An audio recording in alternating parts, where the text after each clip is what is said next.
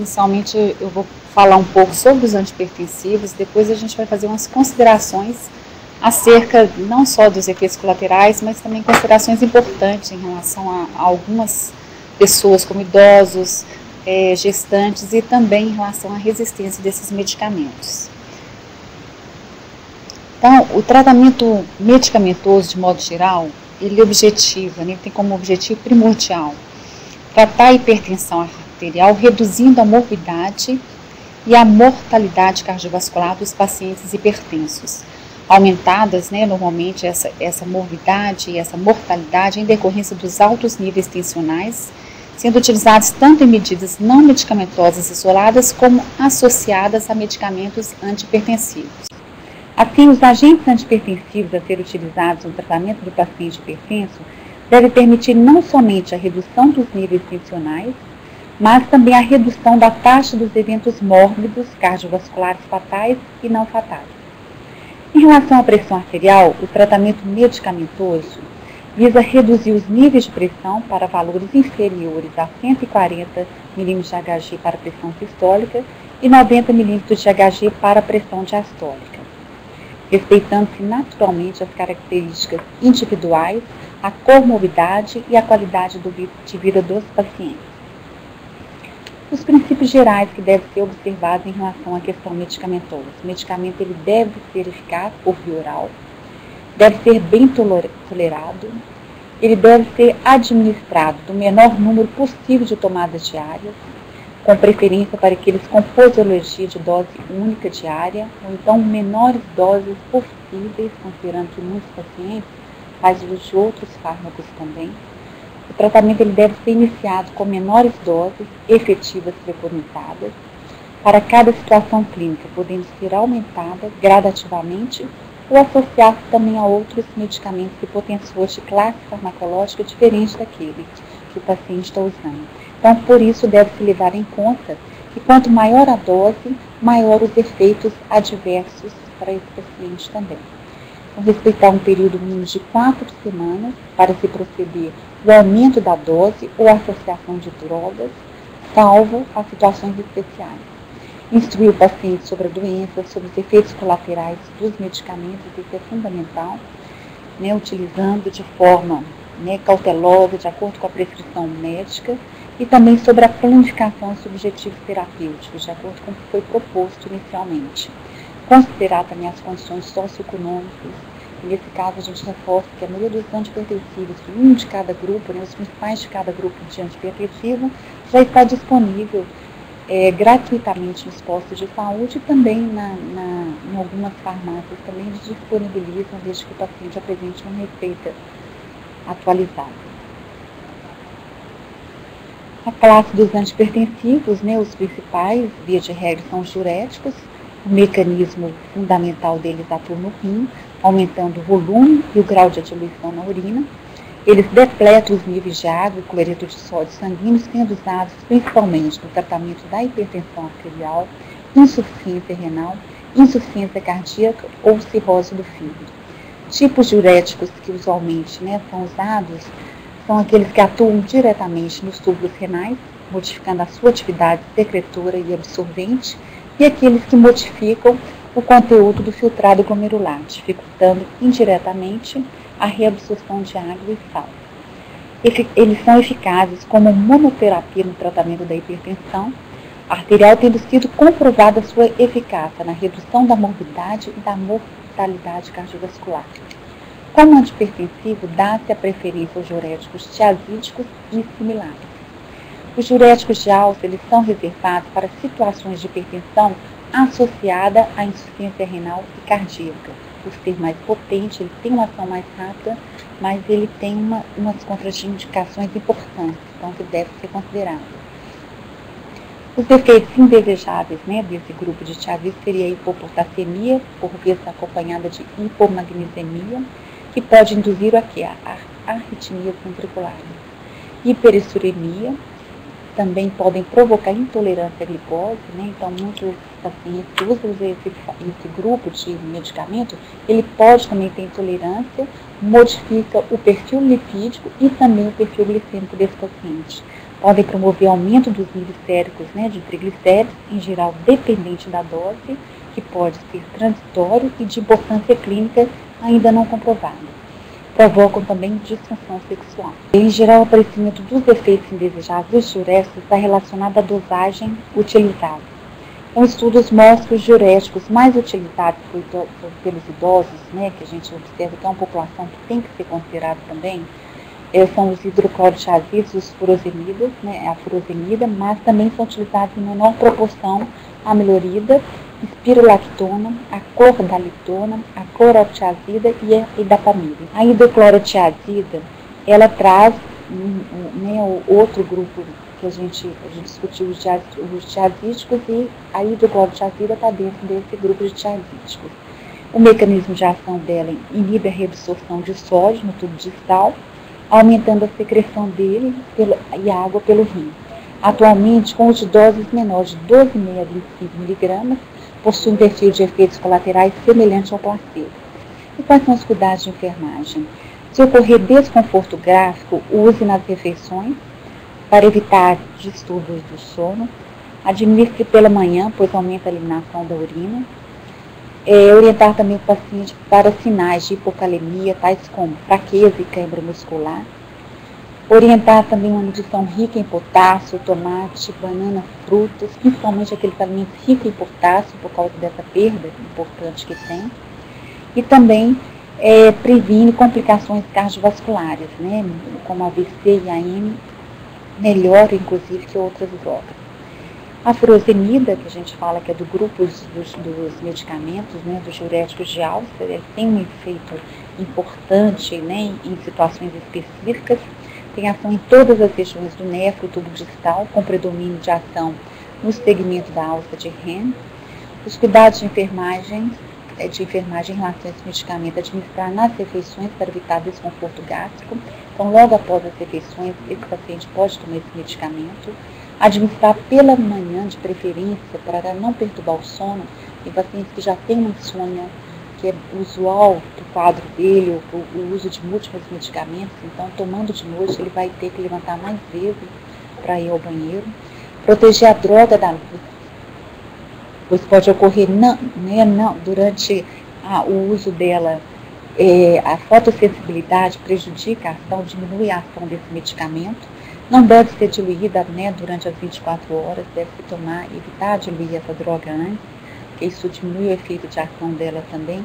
Monitorizar o balanço hídrico, principalmente os pacientes que estão internados, que têm que fazer um controle hídrico mais rigoroso, olhar peso, fazer uma monitorização adequada.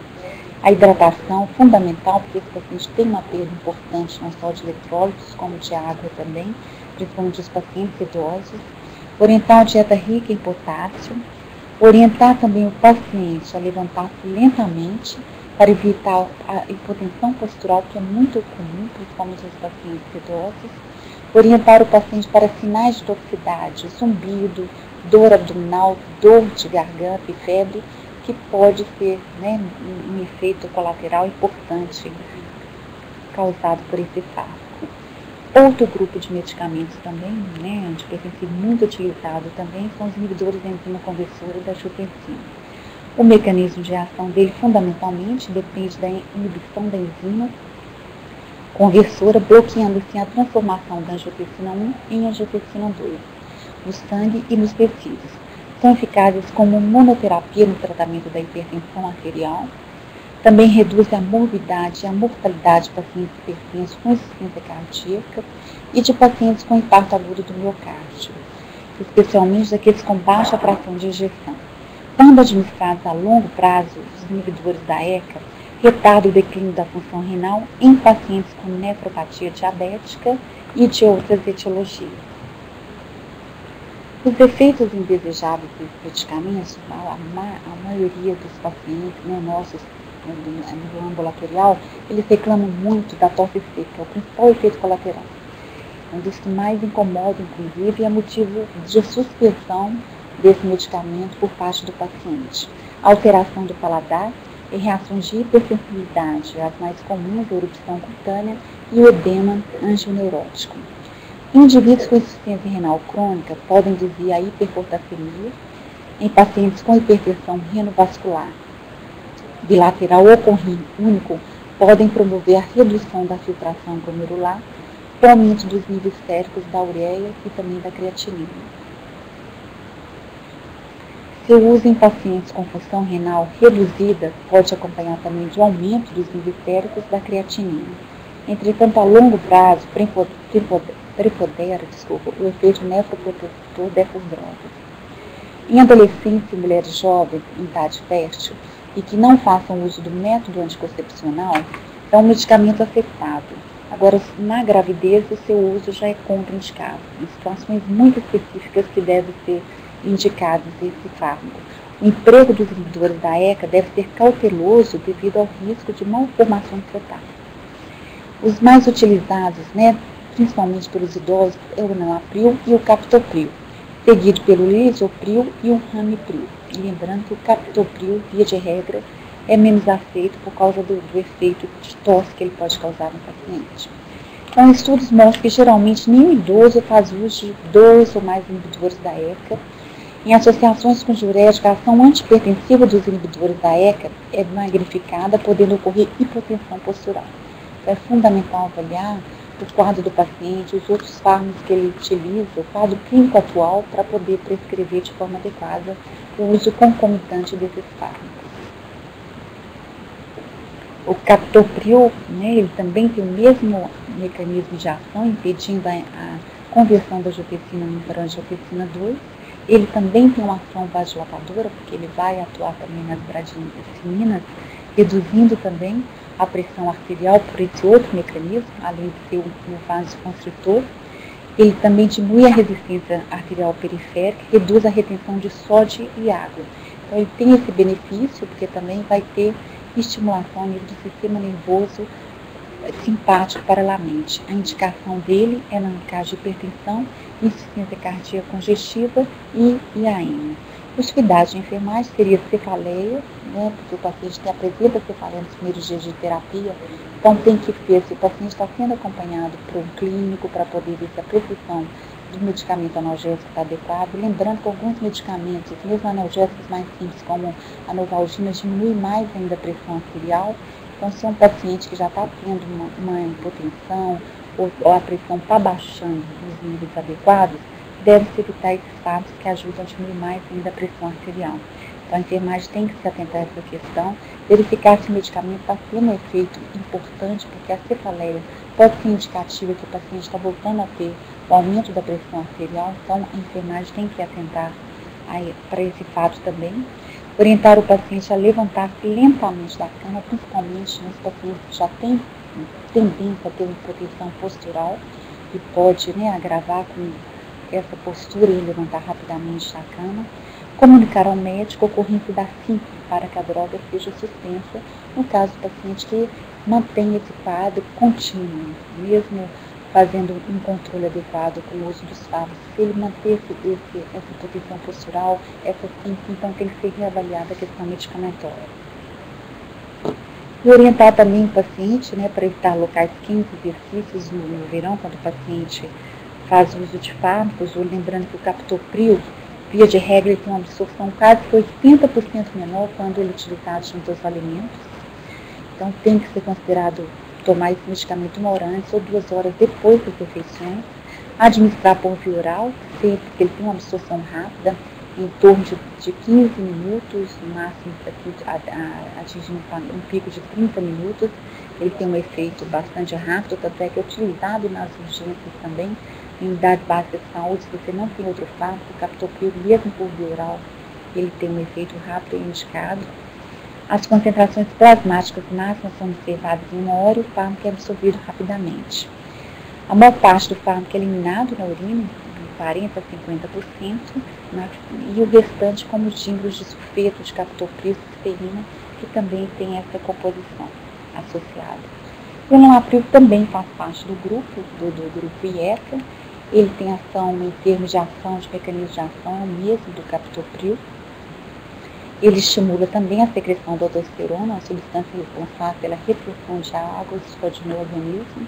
Portanto, a inibição da IECA resulta em um nível plasmático diminuído da angiotensina 2 e, como consequência, levam à diminuição da atividade vasopressora e diminuição também da secreção do testosterona, que pode resultar em um discreto aumento dos níveis séricos de potássio. Então, tem que ser avaliado principalmente se ele faz uso concomitante com medicamentos poupadores de potássio. Então, através dessa ação, o enalapril ele pode também facilitar o trabalho do coração, tornando mais eficiente, o que é importante em caso de insuficiência cardíaca. O início da ação desse fármaco é suave e gradativo. Inicia-se dentro de 1 hora e seus efeitos geralmente continuam pelas 24 horas. Após a administração oral, é rapidamente absorvido. Pode ser usado isoladamente como terapia inicial ou associado a outros medicamentos antipertensivos. Os beta-bloqueadores também é um grupo que, via de regra, tem sido reavaliado pelos consensos brasileiros de cardiologia, considerando os grandes efeitos colaterais. Então tem sido discutido para ele não ser mais a primeira escolha. Ele tem uma atuação, ele envolve a diminuição de débito cardíaco, redução da secreção da renina, readaptação dos vasos receptores e diminuição das catecolaminas nas sinapses nervosas. Esses medicamentos eles também são eficazes como monoterapia, tendo sido comprovada sua eficácia na redução da morbidade e da mortalidade cardiovascular. Constitui a primeira opção de hipertensão associada à doença coronariana e às arritmias cardíacas. As reações indesejadas, broncoespasmo, bradicardia excessiva, distúrbios da condução atrioventricular, depressão miocárdica, vasoconstrição periférica, insônia, a depressão psíquica, astenia e disfunção sexual, intolerância à glicose, hipertrigliceridemia e a redução do HDL colesterol. A suspensão brusca desses bloqueadores pode provocar o que a gente chama de hiperatividade simpática, com hipertensão rebote, principalmente a clonidina, que pode trazer manifestações isquêmicas importantes, então deve se reduzir gradativamente. Os beta-bloqueadores eles são formalmente contraindicados em pacientes com asma, doenças pulmonares obstrutivas crônicas e bloqueios atriovesiculares segundo e terceiro grau. Devem ser utilizados com cautela em pacientes com doença arterial obstrutiva periférica. Lembrando que um dos principais desse grupo é o propanolol, que inclusive ele é disponibilizado gratuitamente nas unidades básicas de saúde. O mecanismo dele, ele vai atuar nos receptores beta-adrenérgicos, diminuir a excitabilidade cardíaca e consumo cardíacos, liberando a renina e diminuindo a pressão arterial.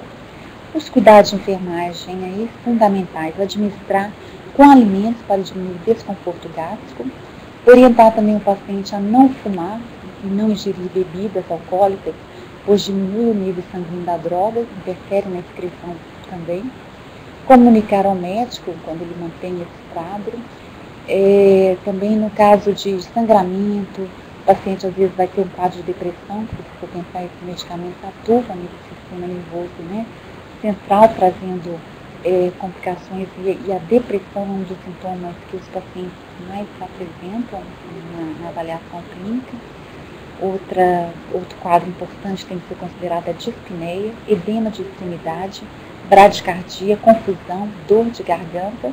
Em pacientes diabéticos pode acontecer isso mais frequente, pode mascarar também alguns sintomas de hipoglicemia. Então esse paciente tem que ser monitorizado e o tempo todo ter uma avaliação médica em relação a essas questões. O outro medicamento, o atenolol, ele tem em termos de atuação os mesmos princípios do medicamento anterior. E os cuidados de enfermagem fundamentais para esse medicamento é não administrar droga, caso a frequência do pulso seja inferior a 60 batimentos por minuto, orientar o paciente a não interromper subitamente o uso da droga, pois pode também causar angina e AN, usar a droga nas refeições para evitar reação gástrica indesejável também. No caso dos pacientes, algumas questões que a gente tem que considerar, que são alguns medicamentos que os pacientes idosos que menos usam, pela própria questão dos efeitos colaterais. Então, um deles seria os vasodilatadores diretos, são os medicamentos desse grupo, como a hidralazina e o minoxidil, eles atuam diretamente sobre a musculatura da parede vascular, promovendo um relaxamento muscular, com consequente vasodilatação e redução da resistência vascular periférica. em consequência da vasodilatação arterial direta. Ele também vai promover retenção hídrica e taquicardia reflexa, que contraindica seu uso como monoterapia, devendo ser utilizados associados a diuréticos e beta-bloqueadores. E os mecanismos também de ações, outros medicamentos utilizados como hipertensivo, é o grupo dos bloqueadores dos canais de cálcio, que também decorre da redução da resistência vascular periférica por diminuição da concentração de cálcio nas células musculares lisas e vasculares. Esse mecanismo, a gente observa, né, que esse grupo de antihipertensivo é dividido em 4 subgrupos, né, que eles vão atuar de acordo com um mecanismo que é muito parecido, porém tem alguns efeitos colaterais e algumas indicações que são diferentes em cada grupo. Então, por isso que separa pelas fenilalquilaminas, que o mais comum deles é o verapamil, a benzodiazepina, que o mais usado é o diltiazem, e as dihidropiridinas, nifedipina, isradipina, nifedipina, fenodipina, anodipina e alacidipina. Esses, via de regra, atuam mais, né, antagonizando os canais T. Esses medicamentos também são indicados, né, na monoterapia e mostra-se também eficiente na redução da morbidade e mortalidade cardiovascular, principalmente em pacientes idosos com hipertensão sistólica isolada. No tratamento da hipertensão arterial, então, deve dar preferência ao uso dos antagonistas dos canais de cálcio de longa duração e também não deve ser recomendado, né, a utilização dos mesmos, desses antagonistas, de curta duração de ação, como, por exemplo, a nifedipina. Via de regra, ela tem um efeito muito rápido. Então, o uso de medicação oral mesmo, para pacientes hipertensos que fazem o uso, que já estão controlados, é contraindicado porque ela traz uma proteção postural importante. Então, a gente fala que esse grupo dos bloqueadores são medicamentos de ação rápida, que foi proscrito por via oral justamente para não causar esses efeitos colaterais adversos. E os efeitos desse grupo são muito parecidos com o medicamento anterior. Ele pode causar cefaleia, tontura, rubor facial, edema periférico. Esse verapamil e diltiazem podem induzir também a hipertrofia gengival, uma depressão